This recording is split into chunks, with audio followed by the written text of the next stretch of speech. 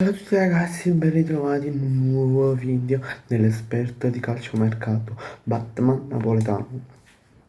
In questo video andremo a parlare di due operazioni di mercato che riguardano due squadre di Serie A. Intanto partiamo subito da una notizia che non riguarda queste due squadre, ma riguarda il Milan. Cioè Massimiliano Allegri ha vinto il premio come Coach of the Month del mese di settembre della Serie A. Poi andiamo a parlare delle notizie di queste due squadre di Serie A, che sono l'Inter e il Napoli. Partiamo subito con il Napoli, con una notizia, una partita, un amichevole anzi. Cioè il Napoli ha, ha fatto un amichevole per i giocatori che non sono andati in nazionale, come Lucca, Nolang e Beukema. Hanno fatto questi tre giocatori e gli altri hanno fatto un allenamento congiunto con l'Avellino. Questi tre giocatori che vi ho nominato hanno segnato contro l'Avellino. Gol di Beukeman, Lang e Lucca. E quindi il Napoli vince 3-0 contro l'Avellino, che può essere considerato tra virgolette un derby campano. Però ovviamente stiamo parlando di due campionati diversi, Serie A per il Napoli e Serie B per l'Avellino, quindi sono due cose diverse. Vabbè, partiamo dalla notizia di mercato che riguarda il Napoli, cioè Maiolo, calciatore del Man United, attuale giocatore del Manchester United, che già in estate, verso fine agosto, da metà agosto, dopo diciamo la partita contro l'Olympiacos, il Napoli ha pensato di prendere un altro terzino per diciamo dare più profondità, cioè Maiolo del Manchester United come detto.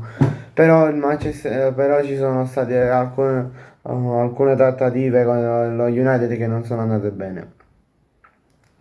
Cioè non ci si sono più che altro non si sono aumentati i contatti.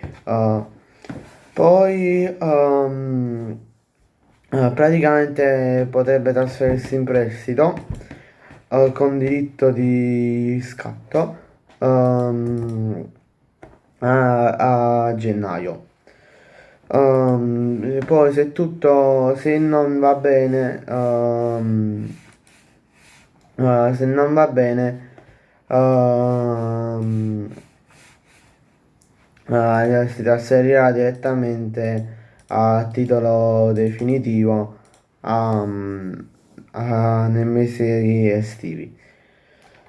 Poi parliamo dell'Inter, dove la squadra di Kivu, di Christian Kivu, ha messo gli occhi su due difensori, cioè Soletta del, della- dell'Udinese e Muaremovic, che non ricordo precisamente ehm, dove gioca, però ehm, so che l'Inter è interessato a questo giocatore.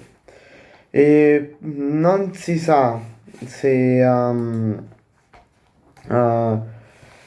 si trasferiranno a gennaio, ma non penso. Più che altro per Soletto, non penso che si trasferirà a gennaio.